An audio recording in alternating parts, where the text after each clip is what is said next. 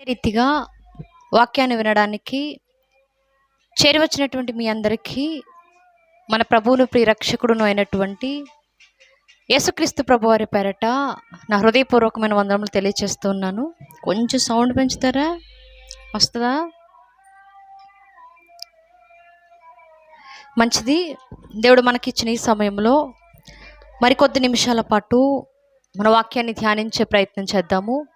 సహాయాన్ని అర్థిస్తూ ఆ దేవాది దేవునికి చిన్న ప్రార్థన చేసుకుని మన వాక్యాన్ని ధ్యానిద్దాము. ప్రార్థన. పరిశుద్ధుడు, మహాగణుడు, సర్వోన్నతుడైనటువంటి మా కన్న తండ్రి, మీ ఘనమైన నామమునకు, మీ పవిత్రమైనటువంటి ప్రేమకు, మీరు మా పట్ల చూపిస్తూ ఉన్నటువంటి మీ ఉచితమైన అపారమైనటువంటి కృపకు ప్రభువైన క్రీస్తు వారి పేరట మా హృదయపూర్వకమైనటువంటి కృతజ్ఞతాస్తుతులు చెల్లిస్తూ ఉన్నాము తండ్రి.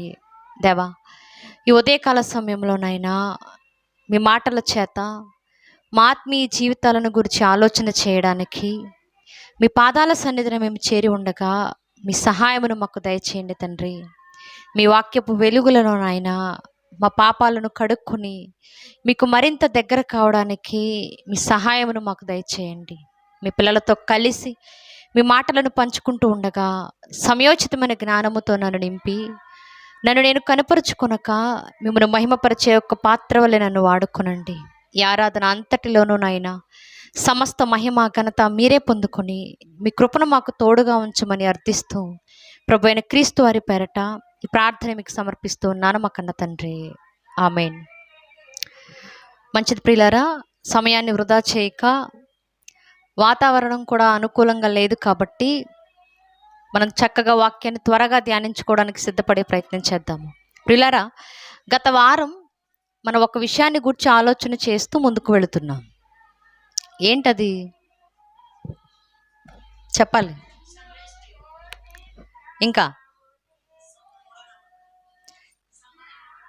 టిఫిన్ చేశారా? అందరు చేశారా? మాట్లాడేవాళ్ళు మాత్రమే చేశారా? గడిచిన వారం ఒక విషయాన్ని గురించి మనం ఆలోచన చేస్తున్నాం. ఏంటి అది అంటే, ఒక మనిషిని ఆ జాతి వివక్షతను బట్టి, అంటే ఒక మనిషిని తన జాతిని బట్టి విభజింపడం వలన అంటరానితనం అనేది వెలుగులోకి వచ్చింది అని మనం మాట్లాడుకున్నాం. అలా మాట్లాడుకుంటూ పూర్వం మన పూర్వీకులు కూడా ఇటువంటి అంటరానితనానికి గురయ్యారు అని మనం మాట్లాడుకున్నాం. ఆ తరువాత ఒక మహనీయుడు వలన రాజ్యాంగం అనేది చేతిలోనికి వచ్చింది, లేక రాజ్యాంగం అనేది ఈ ప్రపంచానికి పరిచయం అయింది. రాజ్యాంగం వచ్చినప్పటికీ అనేక మంది మత చాదస్తవాదులు తమ మూఢనమ్మకాలను, అంటే ఇంకా ప్రజలను అంటరాని వారుగా చూసేటటువంటి విధానాన్ని ఇంకా రాజ్యాంగంలో కూడా చొప్పించడానికి సిద్ధపడుతున్నారు అని మనం తెలుసుకున్నాం. ఇక మనం ఒక అడుగు ముందుకు వేసి మాట్లాడుకున్న మాట ఏంటి అంటే, ఈ అంటరానితనం అనేది రూపుమాపడానికి మొట్టమొదటి అడుగు వేసినది మన ప్రభువు అయిన క్రీస్తు అని మనం చెప్పుకున్నాం. ప్రభువు అయిన క్రీస్తు అనే మాటలతో మాత్రమే చెప్పుకోక బైబిల్ గ్రంథంలో ఒక సందర్భాన్ని కూడా చూస్తూ మనం ఆలోచన చేస్తున్నాం. ఆ సందర్భమే సమరయ స్త్రీని గూర్చిన సందర్భం. ఈ సమరయ స్త్రీని గురించి ఆలోచన చేయడానికంటే ముందు ఆనాటి కాలంలో ఉన్నటువంటి పరిస్థితులను మనం ఆలోచన చేసాం. ఏమని ఆలోచన చేశాము అంటే, ఈ సమరయులు అన్నవాళ్ళు ఇశ్రాయేలీయులకును అన్యులకును పుట్టినటువంటి సంతానము వారు అని మనం మాట్లాడుకున్నాం. ఈ సమరయులందరూ నివసిస్తున్నటువంటి దేశమే సమరయ దేశం అని మనం మాట్లాడుకున్నాం. ఈ దేశానికి యోధా గోత్రములో పుట్టినటువంటి యేసు ప్రభు వారు వెళ్ళాల్సిన పరిస్థితి వచ్చింది అని మాట్లాడుకున్నాం. ఆయన ఆ మార్గం గుండా ప్రయాణం చేసి సమరయ దేశాన్ని చేరుకొని సుకార్ అనే ఒక ప్రాంతానికి వచ్చి అక్కడ ఒక ప్రాంతంలో ఒక బావి దగ్గర కూర్చొని ఉన్నాడు. ఆ బావి ఏ బావి? ఏ బావి? చూద్దాం ఒక్కసారి ఆ పరిస్థితిని. యోహాను గారు రాసినటువంటి సువార్త, యోహాను సువార్త 4వ అధ్యాయము 6వ వచనం. 4వ అధ్యాయము 6వ వచనం. అక్కడ యాకోబు బావి ఉండెను గనుక యేసు ప్రయాణము వలన అలసి ఉన్న రీతినే ఆ బావి యొద్ద కూర్చుండెను. అప్పటికి ఇంచుమించు 12 గంటలాయెను. చాలు. ఇప్పుడు యేసుక్రీస్తు ప్రభువారు గలిలయ దేశం నుండి బయలుదేరి సమరయ దేశానికి వచ్చేసాడు. ఆయన వచ్చిన తర్వాత సుకార్ అనే ఒక ప్రాంతానికి చేరుకున్నాడు. చేరుకున్న ఆయన ఎక్కడ ఆగాడయ్యా అంటే ఒక బావి యొద్ద ఆగిపోయాడు. ఆ బావి ఒకనాడు యాకోబు గారు తన జీవనోపాధి కొరకు తవ్వించినటువంటి బావి అని గత వారం మనం చూసాం. ఆ బావి దగ్గర కూర్చున్న ఆయన ఎందుకు కూర్చున్నాడయ్యా ఆయన అక్కడ అంటే దేనికట? అలసి ఉన్న రీతినే, అలసట చేత కూర్చున్నాడు. అంటే ఈ సుదీర్ఘ ప్రయాణంలో ప్రభు అలసిపోయాడు.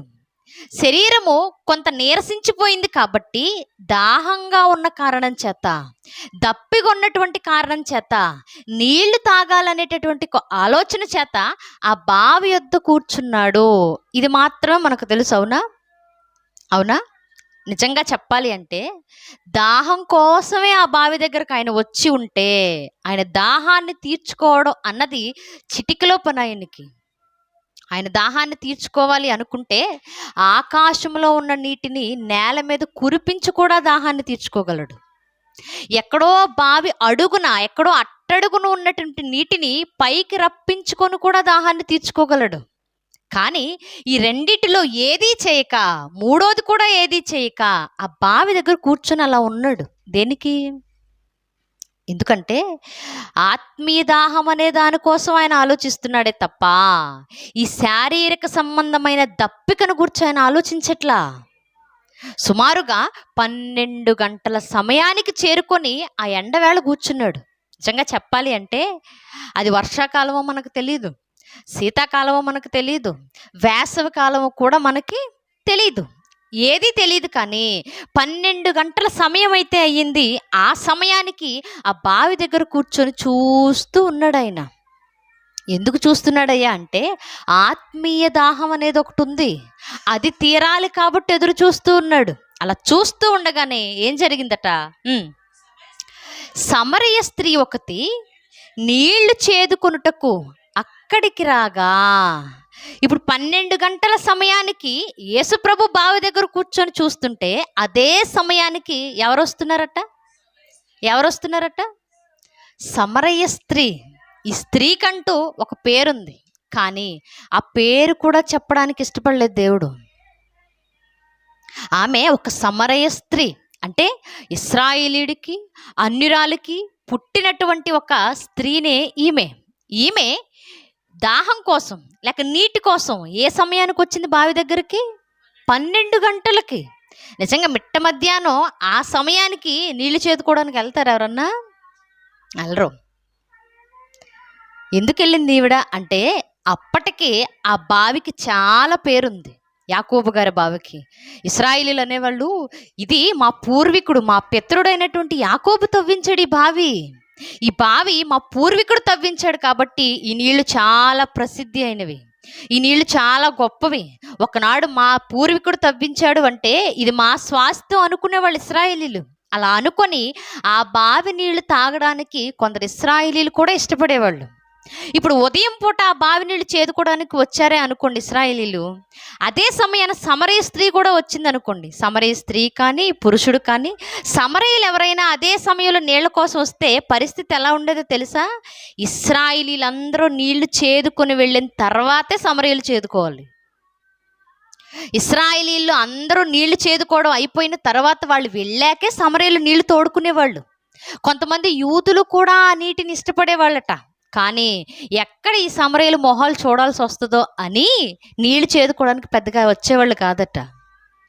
బావి మీద ప్రేమను బట్టి, బావిలో ఉన్న నీటిని బట్టి ఇశ్రాయేలీలు యూదులు అక్కడికి రావడానికి ఇష్టపడినా ఆ సమయంలో సమరయులు బయటికి రావడానికి ఇష్టపడేవాళ్ళు కాదు. ఎందుకంటే ఆ సమయంలో సమరయులు బయటకు వస్తే చాలా అవమానానికి గురైపోయేవాళ్ళు. సాయంత్రం నీళ్లు చేదుకోవడానికి వచ్చినా కూడా అలాంటి అవమానాన్ని ఎదుర్కొనేవాళ్ళు.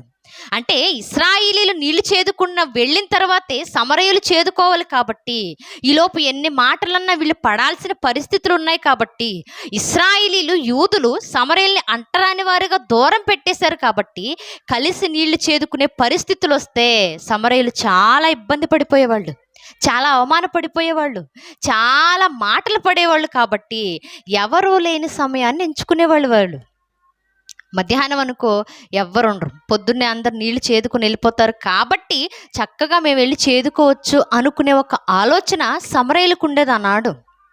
ఒకవేళ కొంతమంది ఇశ్రాయేలీలు బావి దగ్గరకు వచ్చి నీళ్లు కదులుతూ ఉన్నాయనుకోండి, వెంటనే నీళ్లు చేదుకునేవాళ్ళు కాదట. ఎందుకు?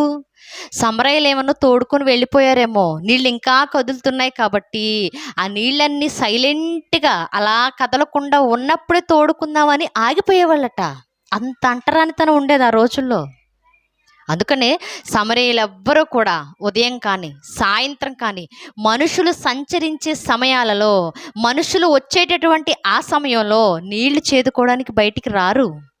అందుకే ఈ స్త్రీ కూడా ఏ సమయంలో నీళ్లు కోసం వస్తుంది? ఇంచుమించు 12 గంటలు ఆ సమయానికి నీళ్లు చేదుకోవడానికి వచ్చిందట. ఆ రాగానే ఏం అడుగుతున్నాడు ఆయన చూద్దాం. సమరయ స్త్రీ ఒకటి నీళ్లు చేదుకొనుటకు అక్కడికి రాగా, యేసు నాకు దాహమున కిమ్మని ఆమెను అడిగెను. ఆయన శిష్యులు ఆహారము కొనుటకు ఊరిలోనికి వెళ్ళి ఉండిరి. ఆ సమరయ స్త్రీ, యూదుడవైన నీవు సమరయ స్త్రీవైనటువంటి నన్ను దాహమున కిమ్మని ఎలాగో అడుగుచున్నావని ఆయనతో చెప్పెను. ఎలయనగా యూదులు సమరయులతో సాంగత్యము చెయ్యరు. చాలు. ఇప్పుడు ఈ స్త్రీ బావి దగ్గరకు రాగానే ప్రభు ఏమని అడుగుతున్నాడు? ఆయన, అమ్మా నాకు కొంచెం దాహంగా ఉంది, కొంచెం నీళ్ళు ఇవ్వా అని అడిగాడు. అమ్మా కొంచెం నీళ్ళు చేది పెట్టవా, నేను దాహంగా దప్పికొని ఉన్నాను కాబట్టి నాకు కొంచెం ఆ నీళ్ళు చేది నాకు ఇవ్వవా అని అడిగాడు. ఇప్పుడు నీళ్ళు ఇవ్వమ్మా అని అడగగానే వెంటనే ఆవిడ అంటున్న మాట ఏంటి? అయ్యా నువ్వు చూస్తే యూదుల్లా ఉన్నావు. ఎలా ఉన్నావు? నీ వస్త్రధారణ కానీ, నీ మాటలు కానీ, నీ కదలికలు కానీ అసలు నిన్ను చూడగానే వెంటనే ఇతడు ఒక యూదుడు అని నాకు అర్థమైపోతూ ఉంది.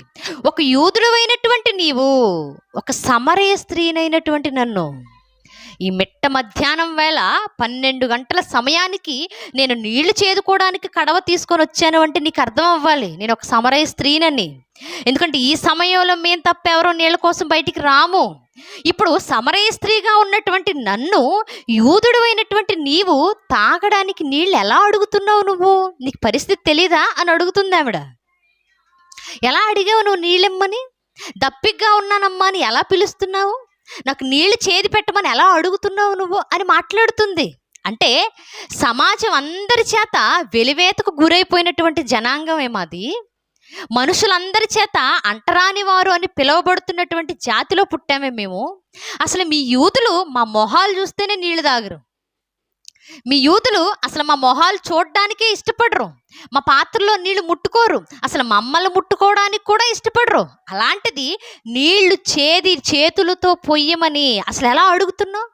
నా పాత్రలో నీళ్ళు ఎలా కావాలనుకుంటున్నావు నువ్వు? మీ యూదులు మాతో స్నేహం చేయరు కదా. మీ యూదులు మమ్మల్ని చావుల దగ్గర కూడా పిలవరు కదా. మీ యూదులు అసలు మా మొహాలు చూడడానికే ఇష్టపడరు కదా. మనం ఎలా అయ్యా నీళ్ళు అడుగుతున్నావు అని మాట్లాడుతుంది. అంటే ఆమెకున్నటువంటి ఆ అంటరానితనాన్ని ప్రభు దగ్గర వ్యక్తం చేస్తుంది.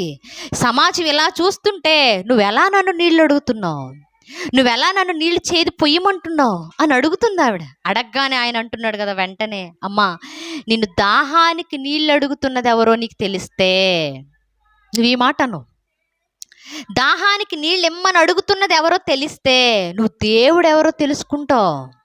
నేను నీళ్ళు అడుగుతున్నవాడు ఎవరో నీకు తెలిస్తే దేవుడు అంటే ఏంటో నీకు తెలుస్తుంది అన్నాడు. అంటే ఇండైరెక్ట్గా నిన్ను అడుగుతున్నది నేనేనమ్మా అని చెప్తున్నాడు. నీళ్ళు అడుగుతున్న వాడిని నేనే అని చెప్తుంటే కూడా ఆవిడకి అర్థం కాలేదట. వెంటనే ఏమని అడుగుతుందో తెలుసా ఆవిడ? చూద్దాం ఒకసారి. 11వ వచనం. అప్పుడు ఆ స్త్రీ, అయ్యా ఈ బావి లోతైనది, చేదుకొనుటకు నీకేమీ లేదే, ఆ జీవజలము ఎలాగు నీకు దొరుకును? యేసుప్రభు వారు మాట్లాడుతూ, అమ్మా, నీళ్ళు అడుగుతున్న వాడి సమాచారం నీకు తెలిస్తే, నీళ్ళు అడుగుతున్నది ఎవరో నీకు తెలిస్తే వెంటనే నువ్వు దేవుణ్ణి తెలుసుకుంటావు, ఆయన నీకు జీవజలాన్ని ఇస్తాడు అని మాట్లాడాడు. ఇప్పుడు జీవజలాన్ని ఇస్తాడు అనగానే వెంటనే ఈవిడికి అర్థమైన సమాచారం ఏంటో తెలుసా? ఓహో, బావి లోపల ఉన్నటువంటి నీళ్ళ గురించి మాట్లాడుతున్నాడు ఈయన. ఈ నీళ్ళు తాగే కదా మేము ప్రాణాలు నిలుపుకుంటున్నాం, ఈ నీళ్ళు తాగే కదా మేము రోజు బతుకుతున్నాం, ఈ నీళ్ళు తాగే కదా మేము వంట వరపు చేసుకుంటున్నాం, ఈ నీళ్ళు ఒక మనిషిని జీవింపజేస్తున్నాయి కాబట్టి వీటినే జీవజలం అని మాట్లాడుతున్నాడు ఈయన అనుకుంది ఆవిడ. అందుకే వెంటనే అంటుంది, అయ్యా, ఈ బావి చాలా లోతైంది. ఎంత లోతైంది? ఎంత లోతైంది? చాలా ఇక నేను ఏదంటే అది అంటారనమాట. గత వారం చెప్పాను ఎంత లోతో. సుమారు 147 నుంచి 153 అడుగుల లోతైన బావి అది. ఇప్పుడు ఇంత లోతైన బావే ఇది. మరి ఇంత లోతైన బావిలో నీళ్లు తాగడానికి, చేదుకోవడానికి నీ దగ్గర ఏది లేదే, ఏది తెచ్చుకోకుండా వచ్చావే, చేదుకోవడానికి ఏమీ లేదు కదా, మరి ఆ నీళ్లు నీకు ఎలా దొరుకుతాయి? అంత లోపల ఉన్న నీళ్లు నువ్వు ఎలా తాగుతావు? అంత లోపల ఉన్నటువంటి నీటిని ఎలా చేదుకుంటావు? ఒకనాడు మా పూర్వీకుడైనటువంటి యాకోబు తన కుమారుల కోసం, తన కుమార్తెల కోసం, తన పశువుల కోసం, తన సంపద కోసం ఈ బావిని తవ్వించాడు, తాగడానికి, బతకడానికి. ఆయనకంటే నువ్వేమో గొప్పోడువా? చేద కూడా లేకుండా వచ్చు. ఆయనకంటే నువ్వు గొప్పోడువా? ఎలా తాగుదామని వచ్చు. ఆయనకంటే నువ్వేమో గొప్పోడువా? ఏమీ లేకుండా నీళ్ళు ఎలా తాగుదాం అనుకున్నావయ్యా అని అడుగుతుంది ఆవిడ. అంటే ఆవిడకి అర్థమైంది ఏంటి?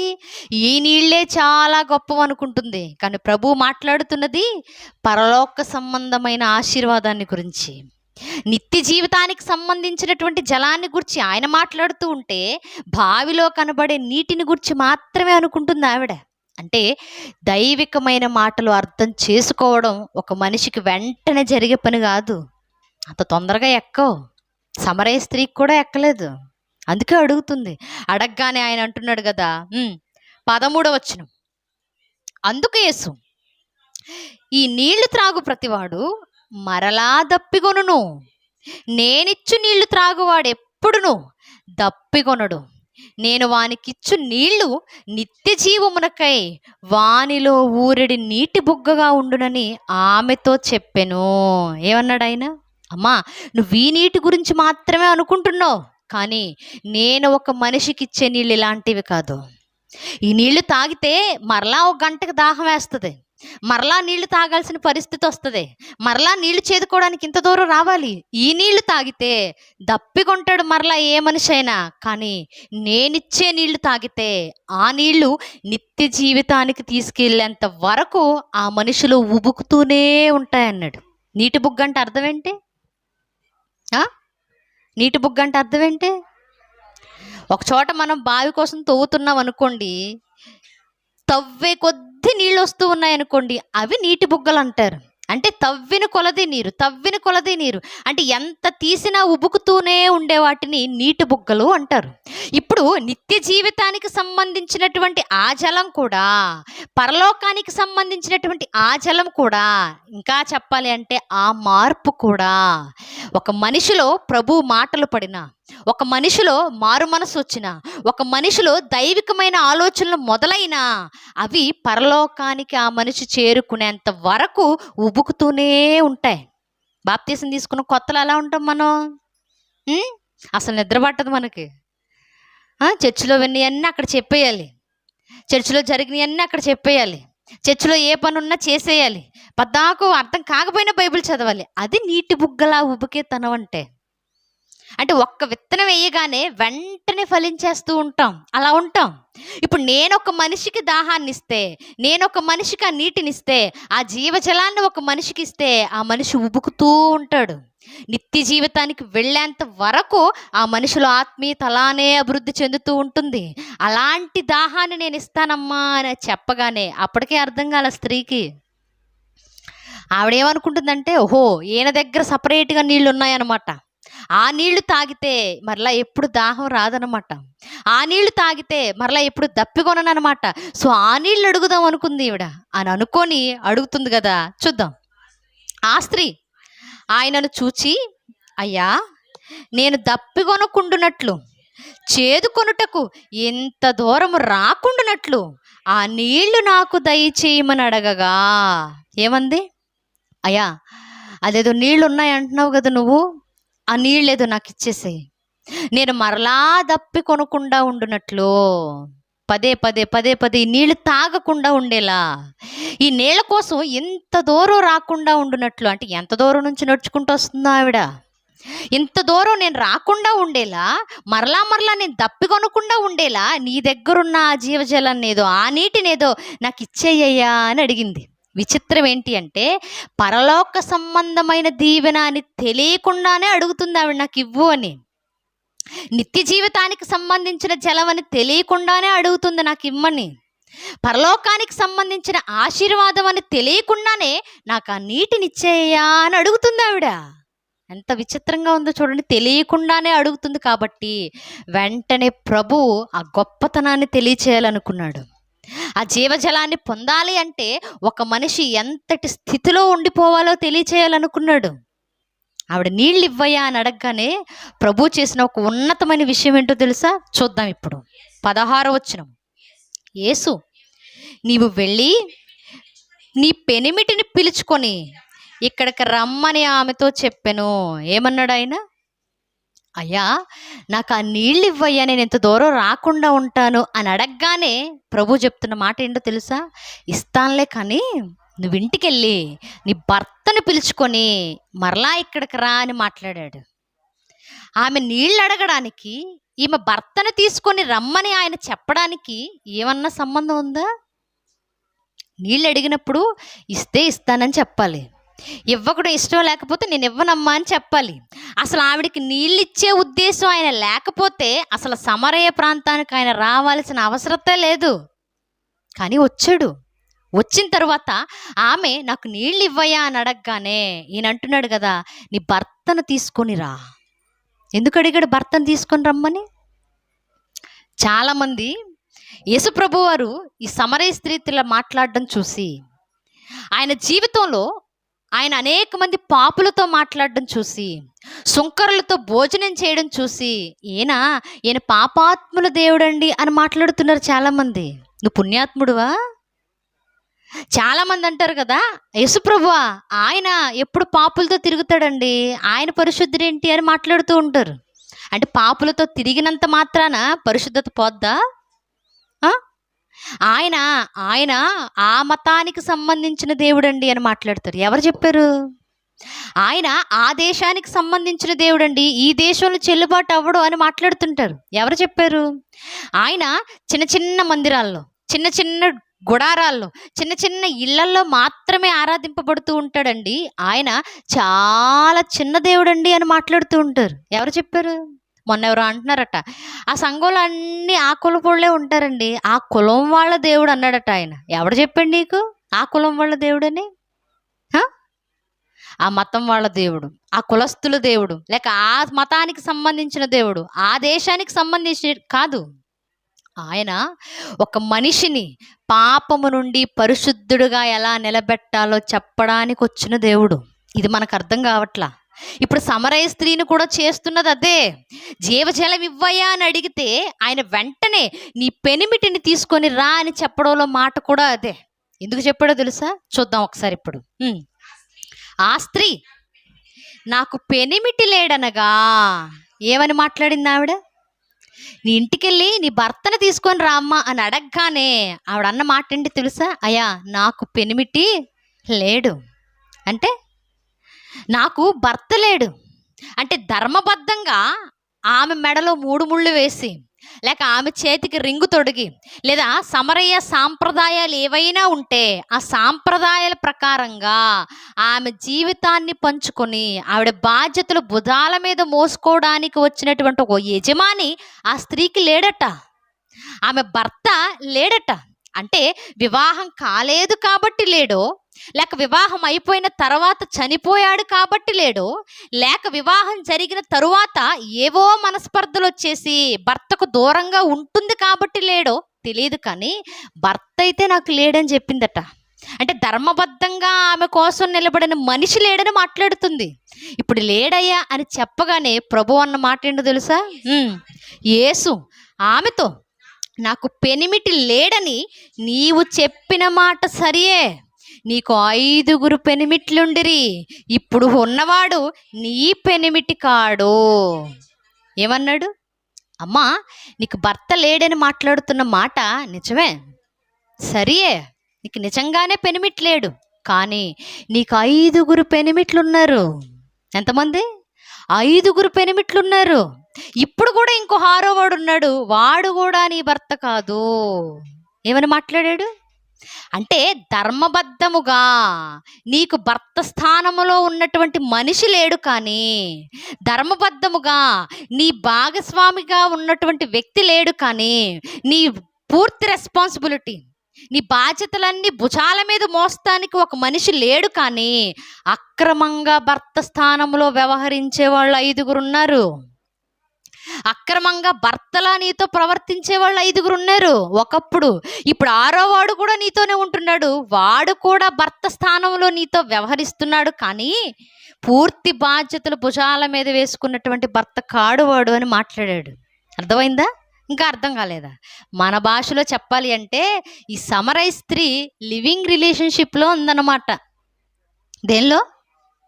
లివింగ్లో ఉంది. అంటే మరి అంత అమాయకంగా చూడకండి. లివింగ్ అంటే వివాహానికి ముందే, వివాహం అయిపోయిన తరువాత ఈ మనిషితో నాకు సెట్ అవుద్దా లేదా, వివాహానికి ముందే, వివాహం తరువాత అసలు ఇతడితో నేను హ్యాపీగా ఉంటానా లేదా, ఇతడితో నాకు కంఫర్ట్గా ఉంటుందా లేదా, ఇతని జీవితంలోకి వెళ్ళడం వల్ల నా లైఫ్ ఎలా ఉంటుందో ముందే చూడాలి అనుకొని పెళ్ళి కంటే ముందే జీవితాన్ని, సంసార ధర్మాలను జరిగించడానికి లివింగ్ అంటారు. సహజీవనం అన్నమాట దీని భాష. నిజంగా ఒకసారి మనం ఆలోచన చేస్తే, కారు కొనడానికి ముందే డ్రైవింగ్ చేసేసి, వస్తువు కొనడానికి ముందే చక్కగా వాడేసుకొని, ఆ తర్వాత నచ్చకపోతే ఇంకెవడో ఒకడు వచ్చి కొనుక్కుంటాళ్లే అన్నట్టుగా బతకడమే సహజీవనం. అంతకుమించి ఏం లేదు. ఒకసారి మనసు పెట్టి ఆలోచించు. నువ్వు ఈ లివింగ్ రిలేషన్లో పడిపోయిన తరువాత చాలా దూరం వెళ్ళిపోతావు, నీకు తెలియకుండానే వెళ్ళిపోతావు. ఎంత దూరం వెళ్తావు అంటే, వెనక్కి తిరిగి చూసుకుంటే నీ జీవితంలో జరగాల్సిన నష్టం అంతా జరిగిపోద్ది. ఇప్పుడు నీ జీవితంలో జరగాల్సిన నష్టం అంతా జరిగిన తర్వాత, ఎబ్బే నాకు నచ్చలేదండి అని వెనక్కి వచ్చేసావనుకో, నీకు పశువుకి తేడా ఉంటుందా? అస్సలు ఉండదు. చూడటానికే కాదు, నీకు చెప్పుకోవడానికి కూడా బాగుండదు.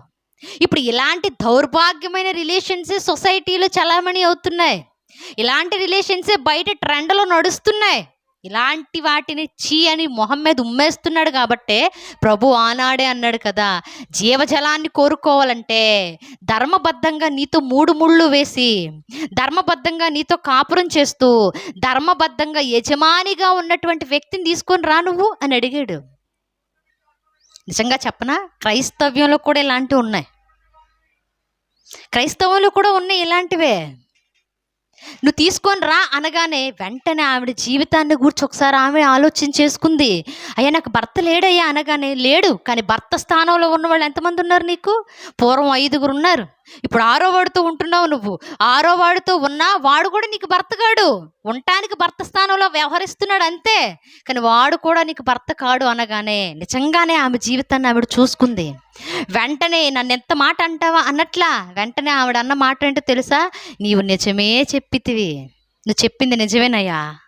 పూర్వం 5 ఉండేవాళ్ళు నాతో, ఒకళ్ళ తర్వాత ఒకళ్ళు, ఒకళ్ళ తర్వాత ఒకళ్ళు, ఒకళ్ళ తర్వాత ఒకళ్ళు లివింగ్లో బతుకుతూ వచ్చా. ఇప్పుడు 6వ వాడితోనే ఉంటున్నాను. నిజంగానే సొసైటీకి పెళ్లి కాలేదన్న పేరుంది, కానీ నాకు భర్త లేడన్న పేరుంది, కానీ ఆ స్థానంలో ఉన్నవాళ్ళు చాలామంది ఉన్నారయ్యా, నిజమే నువ్వు చెప్పింది అని మాట్లాడేసింది.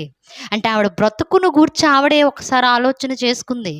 చాలామంది సమరయ స్త్రీ అనగానే వేశ్య అనుకుంటారు, వేశ్య కాదు. అప్పట్లో ఇలాంటి ఒక సంబంధాన్ని పెట్టుకుని బతుకుతుంది కదా ఆవిడంతే. ఇప్పుడు మనం ట్రెండ్గా ఇంగ్లీష్లో పేరు తగిలించుకుని బతుకుతున్నాం అంతే. ఆవిడకి మనకి పెద్దగా తేడా లేదు. ఇక నాకు లేడయ్యా అనగానే నిజమేనయ్యా నువ్వు చెప్పినవన్నీ నిజమే అంది అనగానే ఆయన అంటున్నాడు కదా, చూద్దాం ఒకసారి. అప్పుడు ఆ స్త్రీ, అయ్యా నీవు ప్రవక్తవని గ్రహించుచున్నాను. నువ్వెవరివని గ్రహిస్తున్నాను? నా జీవితం అంతా సమాజానికి నా పర్సనల్ లైఫ్ తెలీదు. సమరయ స్త్రీని కాబట్టి, అంటరాని స్త్రీని కాబట్టి, వెలివేతకు గురయ్యాను కాబట్టి ఎక్కడో బతుకుతున్నాం అనుకుంటున్నారు. కానీ నా పర్సనల్ లైఫ్ అనేది బయట ఎవ్వరికి తెలియదు. కానీ నువ్వు చెప్పేశావు కాబట్టి నువ్వు ప్రవక్తవని నాకు అర్థమవుతుంది. ప్రవక్త ఏదైనా చెప్పగలడన్న సంగతి నాకు తెలుసు కాబట్టి నువ్వు ప్రవక్తవే అని మాట్లాడాడు. మాట్లాడగానే ఆయన వెంటనే మాట్లాడిన మాట ఏంటో తెలుసా? అమ్మా, దేవుణ్ణి ఆరాధించడం నేర్చుకో నువ్వు. ఒకనాడు మీ పూర్వీకులు ఎక్కడో మందిరాల్లో ఆరాధించేవారు, కొండల మీద ఆరాధించేవాళ్ళు, ఎక్కడో పర్వతాల మీద ఆరాధించేవాళ్ళు. కానీ ఇప్పుడు ప్లేసులకు కాదు, హృదయములో దేవునికి స్థానాన్ని కోరుకుంటున్నాడు ఆయన. హృదయాన్ని ఇవ్వాలని ఆశపడుతున్నాడు. సత్యముతో ఆత్మతో దేవుణ్ణి ఆరాధించే ఒక కాలం వస్తుంది, అది ఆల్రెడీ వచ్చేసిందమ్మా అని చెప్తున్నాడు. చెప్పగానే అవన్నీ విన్న తర్వాత ఆవిడ వెంటనే చెప్పిన మాట ఏంటో తెలుసా? 25వ వచనం. ఆ స్త్రీ ఆయనతో, క్రీస్తనబడిన మెస్సియా వచ్చునని నేను ఎరుగుదును. ఆయన వచ్చినప్పుడు మాకు సమస్తమును తెలియజేయునని చెప్పగా, యేసు, నీతో మాట్లాడుచున్న నేనే ఆయననని ఆమెతో చెప్పెను. వెంటనే అందట ఇవన్నీ విని, అయ్యా, మీ సమరయులమే అయినా మా తండ్రులు ఇశ్రాయేలీలు కాబట్టి మాకు విషయం తెలుసు. ఏంటో తెలుసా? క్రీస్తనబడే మెస్సియా వస్తాడని మాకు తెలుసు. ఆయన వచ్చినప్పుడు మేము ఎలా బతకాలో, మేము ఎలా ఆరాధించాలో, మేము ఎలా ఉండాలో, మా విలువలేంటో అవన్నీ మాకు చెప్తాడు. ఆయన కోసం మేము ఎదురు చూస్తున్నాం. ఆయన వచ్చినప్పుడు మారతాంలే అన్నట్టు మాట్లాడింది ఆవిడ. ఆయన వచ్చినప్పుడు మా బతుకులు చక్క చేసుకుంటాంలే అన్నట్టు మాట్లాడింది ఆవిడ. ఒక ఆయన కోసం మేము చూస్తూనే ఉన్నాం, ఆయన వచ్చాకే మా బతుకులు మారతాయన్న సంగతి మాకు తెలిసాయా అని మాట్లాడుతుంది ఆవిడ. ఇప్పుడు అవన్నీ అనగానే ఆయన అన్నాడు కదా, అమ్మా, నీతో మాట్లాడుతున్నది ఆయనే. నువ్వెవరి కోసమైతే ఎదురు చూస్తున్నావో, ఎవరు వచ్చిన తర్వాత మా జీవితాలు మారిపోతాయని ఆశపడుతున్నావో, ఎవరు వచ్చిన తర్వాత మా బ్రతుకుల్లో వెలుగు వస్తుందని నువ్వు ఆలోచన చేస్తూ ఉన్నావో, నీతో మాట్లాడుతున్న వాడినైనా నేనే ఆయన్ని అని మాట్లాడాడు. ఇక వెంటనే ఆవిడకు నోట్లో నుంచి మాట రాలేదు. ఎందుకు? పూర్వీకుల నుండి ఎదురు చూస్తున్నారు ఈయన రాక కోసం. పూర్వీకుల అబ్రహాము దగ్గరుండి ఈయన ఎప్పుడు వస్తాడా అని ఎదురు చూస్తూ చచ్చిపోయారు పితరులందరూ. ఇప్పుడు అలాంటి మాటలు వింటూ పెరిగిన ఈ సమరయ స్త్రీ ఒకేసారి ఆయనే వచ్చి, ఆయనంతటా ఆయనే అంటరాని వారిగా ఎంచబడుతున్న ఆమె ఎదుట నిలవబడి, జాతి తక్కువ స్త్రీ అని ఎంచబడుతున్నటువంటి ఆమె ముందు నిలవబడి, అసలు మమ్మల్ని చూస్తేనే ఒక మనిషి మాట్లాడడానికి ఇష్టపడడే, అలాంటిది ఆమె ఎదుటుగా నిలవబడి ఆయనే మాట్లాడుతుంటే ఇక అసలు ఆవిడకి ఏం మాట్లాడాలో అర్థం కాల. అలా నుంచొని అలా చూస్తూ ఉంది. చూస్తూ ఉండగానే వచ్చారట శిష్యులు. శిష్యులు అనగానే ఇశ్రాయేలీలే, ఎక్కువ శాతం యూదులే. ఇప్పుడు వారు వచ్చి వెంటనే చూస్తూ మనసులో అనుకుంటున్నారట ఏమని? 27వ వచనం. అంతలో ఆయన శిష్యులు వచ్చి ఆయన స్త్రీతో మాట్లాడుట చూచి ఆశ్చర్యపడిరి. కానీ నీకేమి కావాలనని కానీ, ఏమతో ఎందుకు మాట్లాడుచున్నావని కానీ ఎవ్వడునూ అడగలేదు. వారు వచ్చి చూసేటప్పటికి ఒక స్త్రీతో మాట్లాడుతున్నాడు. అది సమరయ స్త్రీతో మాట్లాడుతున్నాడన్న విషయం చూడగానే వెంటనే ఆశ్చర్యపోయారట. ఎందుకు? అసలు వాళ్ళతో ఎవరు మాట్లాడరు, అంటరాని వాళ్ళు కదా, వెలివేయబడిన వారు కదా, జాతి తక్కువ వాళ్ళని ఎంచబడుతున్న వాళ్ళు కదా, అలాంటి వారితో ఎవరు మాట్లాడరు ఇశ్రాయేలీలు, యూదులు. ఇప్పుడు అలాంటిది ప్రభువే ఒక మెట్టు దిగి అలాంటి స్త్రీతో నిలవబడి మాట్లాడుతూ ఉంటే ఆశ్చర్యపోయి చూస్తున్నారట. ఆశ్చర్యంగా చూస్తున్నారు. కానీ ఒక్కరు కూడా నోరు తెరిచి, అయ్యా, ఈమెతో ఏంటి నీకు? ఈమె దగ్గర ఏమైనా కావాలా? ఏవిడితో మాట్లాడుతున్నావేంటి? అసలు ఏవిడితో మాట్లాడాల్సిన పరిస్థితి ఏంటి అని ఒక్కళ్ళు కూడా ఎదురు ప్రశ్న వేయలేదట. ఎందుకు? ఆయన ఏది చేసినా సరే ఆలోచించి చేస్తారనే ఒక నమ్మకం ఆనాడు శిష్యులకు ఉంది. అందుకే ఎదురు తిరిగి అడగలేదు. అలా చూస్తూ ఉండగానే వెంటనే ఆ స్త్రీ చేసిన పని ఏంటో తెలుసా? 28వ వచనం. ఆ స్త్రీ తన కుండ విడిచిపెట్టి ఊరిలోనికి వెళ్ళి, మీరు వచ్చి నేను చేసినవన్నీ నాతో చెప్పిన మనుషుని చూడుడి, ఈయన క్రీస్తు కాడా అని ఆ ఊరి వారితో చెప్పగా, వారు ఊరిలో నుండి బయలుదేరి ఆయన యొద్దకు వచ్చి చుండిరి. వెంటనే ఆయనను నేనేనమ్మా అని చెప్పగానే కుండ అక్కడికక్కడే విడిచిపెట్టేసిందట. నాకు తెలిసి ఆ కుండ పగిలిపోయి ఉంటుంది. కొండ మాత్రమే పగలటం కాదు, ఆవిడ హృదయం కూడా ఆ రోజే పగిలిపోయింది. ఏ రోజు గుమ్మం దాటి బయటికి వెళ్ళి ఊరిలో ఒక మనిషితో మాట్లాడడానికి ఇష్టపడనటువంటి ఆమె వెంటనే ఏం చేసింది? కొండ విడిచిపెట్టేసి ఊరిలోనికి పరిగెత్తుకొని వెళ్ళిపోయింది. ఎదుటి మనిషితో మాట్లాడాలంటేనే మమ్మల్ని ఏమనుకుంటారో అని ఇబ్బంది పడేటటువంటి ఆమె ఒక మనిషి ముందు ధైర్యంగా నిలవబడి క్రీస్తు అనే మెస్సీ వచ్చాడు అనే సువార్తను చేయడానికి ఇష్టపడింది అంటే ఆవిడ హృదయంలో ఎంత మార్పు వచ్చుంటుందో ఆలోచించండి. వెంటనే ఊరిలోనికి వెళ్ళిపోయింది. ఎదురుపడిన వారికి, ఇంట్లో ఉన్న వారికి ఇంటింటికి వెళ్ళి చెప్తుంది కదా, నేను చేసినవన్నీ చెప్పేశాడు ఆయన. మీకు ఎవ్వరికి తెలియని నా రహస్య జీవితాన్ని కళ్ళకు కట్టినట్లుగా నా ముందు పెట్టేశాడు ఆయన. ఇన్ని జీవితాల గురించి చెప్పినవాడు వెంటనే అంటుంది కదా, ఈయన మనం ఎదురు చూస్తుంది ఈయన కోసమే నా జీవితాన్ని చెప్పేశాడు. నేను ఎదురు చూస్తుంది ఈయన కోసమే నా జీవితాన్ని చెప్పేశాడు. రహస్య జీవితాలను కూడా వెలుగులో పెట్టగలిగిన వాడు కేవలం క్రీస్తే, ఈయన ఇంటింటికి వెళ్ళి చెప్పిందట. నిజంగా ఎంత అద్భుతంగా ఉందో ఆలోచించండి. ఏ రోజు ఊర్లోకి వెళ్ళడానికి ఇష్టపడలా, ఏ రోజు ఒక మనిషితో మాట్లాడడానికి ఇష్టపడలా, ఏ రోజు కూడా బయట సమాజంతో కలవడానికి ఇష్టపడలా. అలాంటి స్త్రీ క్రీస్తును గూర్చి నలుగురికి చెప్పడానికి నడుం కట్టుకుంది అంటే అది ఆయన చేసిన మార్పు.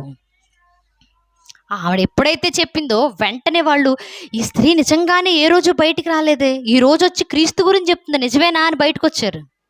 ఏ రోజు ఈవిడ మా మొహాలు చూసి ధైర్యంగా మాట్లాడలేదే, అలాంటిది మెస్సియా గురించి మాట్లాడుతూ ఉందే, నిజంగానేమో అని బయటకు వచ్చి చూసి వెంటనే యేసు ప్రభు వారి వెనక నిలబడ్డారు వారంతా. ఎంత అద్భుతమైన వర్తమానం ఇది. అందుకే కిందకు వచ్చేటప్పుడు క్రీస్తు అంటాడు కదా, 39వ వచనం,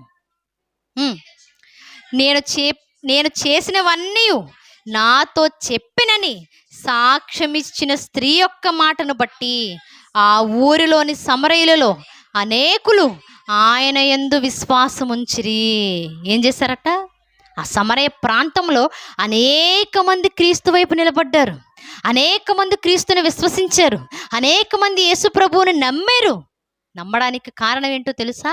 సాక్షిగా నిలబడినటువంటి ఒక సమరయ స్త్రీ. ఆవిడ నిజంగా నాకు అనిపిస్తుంది, యేసుప్రభు గారిని గురించి చెప్పాల్సి వచ్చిన ప్రతిసారి ఆవిడ పాపపు జీవితాన్ని గురించి ఆవిడ ఎత్తి చెప్పాలి. ఇదిగో నేను ఒకప్పుడు ఒక అతనితో ఉన్నా, తర్వాత ఇంకొక అతనితో ఉన్నా, ఇలా 5గురితో ఉండి 6వ వాడితో ఉంటూ ఉండగా ఆయన వచ్చి నా జీవితం అంతా చెప్పేశాడు అని ఒకవైపు క్రీస్తుని పరిచయం చేస్తూ ఆమె పాపపు జీవితాన్ని ఆమె ఒప్పుకుంటున్నట్లుగా అనిపించట్లేదు. ఒప్పుకుంది ఆవిడ. అందుకే అంటున్నాడు కదా, నాకు సాక్షి. ఒకప్పుడు అంటరాని స్త్రీ అయి ఉండొచ్చు, ఒకనాడు జాతి తక్కువ స్త్రీ అని పిలువబడిన స్త్రీ అయి ఉండొచ్చు, ఒకనాడు వెలివేతకు గురైనటువంటి స్త్రీ అయి ఉండొచ్చు, కానీ ఇప్పుడు నా కొరకు ఒక సాక్షిగా నిలబడిన స్త్రీ సమరయ స్త్రీ అని మాట్లాడాడు ప్రభువు. నిజంగా ఒకసారి నాకు అనిపిస్తుంది, ఈ సొసైటీ ఏమో దేవుడుగా పిలువబడుతున్న ఆ దేవాలయానికి ఒక మనిషి వెళ్ళినా, దేవుని దగ్గరకు అంటరాని వాడు వెళ్తే, దేవుని దగ్గరకు కులం తక్కువ వాడని పిలువబడుతున్న వాళ్ళు వెళ్తే వెంటనే మా దేవుడు అపవిత్రం అయిపోతాడు, మా దేవాలయాలు అపవిత్రం అయిపోతాయి, అమ్మో మా దేవుడు మాసిపోతాడు అని ఆ వ్యక్తిని బయట నిలబెట్టి చంపేయడానికి సిద్ధపడుతుంది ఈ సొసైటీ. నిజంగా ఒక మనిషి, పాపాత్ముడైన మనిషి దేవుడి దగ్గరికి వెళితే ఆ మనిషికున్న పాపం పోవాలా? ఆ పాపం కాస్త దేవుడికి అంటుకోవాలా? అంటే ఒక మనిషి పాపాన్ని కూడా కడగలేనివాడు, ఒక మనిషి పాపపు ఛాయలు కూడా తీయలేనివాడు, ఒక మనిషి దేవాలయానికి వస్తే అపవిత్రమైపోయేవాడు నిజంగా దేవుడు అనిపించుకుంటాడా? అనిపించుకోడు. ఈ సొసైటీ అమ్మో మా దగ్గరకు వస్తే మా దేవుడు అపవిత్రమైపోతాడని భయపట్టి ఒక మనిషిని అక్కడే నిలబెట్టేస్తూ ఉంటే, బైబిల్ గ్రంథంలో ఉన్న దేవుడు చూడండి, నిజమైన దేవుడు చూడండి, పాపాత్ముని ఎతుక్కుంటూ వెళ్ళాడు ఆయన. పాపిగా పిలువబడుతున్న వాడిని కావాలని దగ్గరకు తీసుకున్నాడు ఆయన. అంటరాని వాడిగా పిలువబడుతున్న వారి మధ్యకు వెళుతున్నాడు ఆయన. అలాంటి వారిని ఎంచుకొని వారిని దగ్గర చేసుకొని వారి పాపాన్ని కూడా కడిగి వాళ్ళని అక్కురం చేర్చుకొని దగ్గర పెట్టుకున్నాడు ఆయన. ఎవరు దేవుడు అనిపించుకుంటున్నాడు? ఇలాంటి ఆయన్నేమో మతానికి సంబంధించిన వాడిగా మాట్లాడతాం, అలాంటి మనిషి ముట్టుకుంటే అపవిత్రం అయిపోయే వాళ్ళనేమో మ్యూజియంలో పెట్టినట్టుగా ఎక్కడో పెట్టి పూజిస్తూ ఉంటాం. అర్థం ఉందేమన్నా? అంటే అంటరాని తనం అనేది ఎవరో పెడితే మనకు వచ్చింది అనుకుంటాం. లేదు, ఎప్పుడైతే మన లోపల ఉన్నటువంటి మనసు అపవిత్రమైపోతుందో అప్పుడు ఒక మనిషి అంటరానివాడు అయిపోతాడు. కానీ మనసు బాగున్నంతసేపు అంటరానితనాలు కానీ, జాతి వివక్షతలు కానీ, వెలివేతలు కానీ ఇలాంటివి రావు.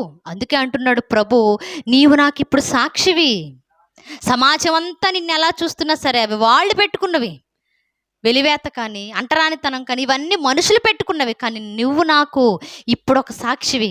నీ మనసు ఎప్పుడైతే మార్చుకున్నావో, పాపాన్ని ఎప్పుడైతే విడిచిపెట్టావో, నిత్య జీవితం కొరకు నువ్వు ఎప్పుడైతే పరుగులు పెడుతూ నా కోసం నడిచావో, నువ్వు వెంటనే నాకు సాక్షి అయిపోయావమ్మా అని మాట్లాడుతున్నాడు. నిజంగా ఇంత గొప్ప దేవుడు ఎవరికైనా ఉంటాడా? ఈరోజు మనం కలిగి ఉన్నామంటే మనం ధన్యులం. తర్వాత చూడండి, సమరయ స్త్రీ ఎక్కడా కూడా మరలా తప్పు చేసిన దాఖలాలు బైబిల్ చరిత్రలో కనపడం. ఒక మనిషి మారితే అలా మారుతారు. ఇంకా విషయం చెప్పనా, ఈ బావి దగ్గర ఈ సందర్భం అంతా జరిగింది కాబట్టి, ఒకటి, యాకోబు గారు బావి తవ్వించారు అని ఇశ్రాయేలీల బావిని గొప్పగా చూసేవాళ్ళు. యాకోబు గారు కుటుంబం అంతా బావి నీళ్లు తాగారు కదా అని ఇశ్రాయేలీలందరూ ఆ బావి నీళ్లు తాగడానికి ఇష్టపడేవాళ్ళు ఒకనాడు. కానీ ఆ బావి దగ్గర యేసు ప్రభు ఒక స్త్రీని మార్చాడు అని, ఆ బావి దగ్గర అనేక మంది సమరయులు యేసుక్రీస్తు కొరకు నిలవబడ్డారు అని, ఆ బావి దగ్గర ఇంత గొప్ప కార్యం జరిగింది అని ఇప్పుడున్న యావత్ క్రైస్తవ సమాజం అక్కడ ఒక చర్చి కట్టేసి ఆరాధనలు జరుపుకుంటున్నారు. ఇప్పటికీ ఉంది.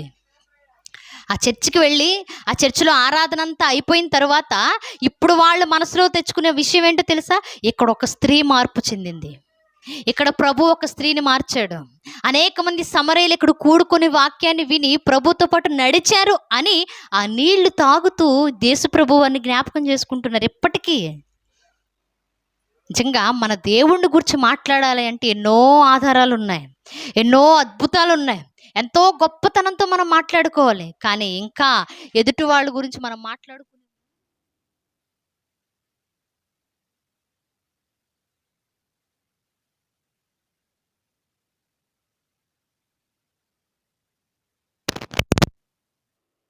మన సొసైటీలో బతుకుతున్నప్పుడు సమాజం వాళ్ళు మనం ఎలా చూసినా మన దేవుడు మాత్రం మనం పరిశుద్ధులుగా పవిత్రులుగానే చూస్తాడు.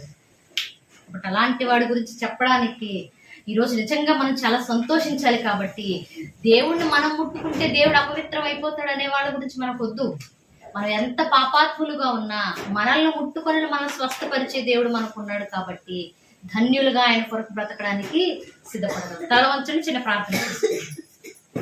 పరిశుద్ధులు మహాగణుడు సర్వోన్నతమైనటువంటి మా కన్న తండ్రి దేవా, ఈ ఉదయకాల సమయంలోనైనా ఒక స్త్రీని మా కళ్ళ ముందు పెట్టి తండ్రి, పాపాన్ని విడిచి క్రీస్తుకు సాక్షులుగా ఎలా నిలవబడాలో మాకు తెలియచేసిన విధానాన్ని బట్టి మీకే కృతజ్ఞతాస్తుతులు చెల్లిస్తున్నాము అయ్యా. నిజమే తండ్రి, మీ చిత్తాన్ని తెలుసుకుంటున్నాయన అడుగులు వేసే గొప్ప మనసును మాకు దయచేయండి. సమాజం మమ్మల్ని ఎలా చూస్తూ ఉన్నప్పటికీ దేవా, మీరు మమ్మల్ని పరిశుద్ధులుగా నిలవబెట్టి మీ కొరకు బ్రతికే వారిగా మమ్మల్ని ఉంచి తండ్రి, ఇంత గొప్ప ధన్యతను మాకు ఇచ్చిన విధానాన్ని బట్టి మేము అలా నడుచుకోవడానికి మీ సహాయాన్ని మాకు దయచేయండి. ఈ మాటల మీద మేమందరము తండ్రి మీ కొరకు మరింత ధైర్యంగా బ్రతకడానికి మీ సహాయాన్ని మాకు దయచేయమని అర్థిస్తూ ప్రభు అయిన క్రీస్తు వారి పేరట ఈ ప్రార్థన మీకు సమర్పిస్తున్నాను మా కన్న తండ్రి.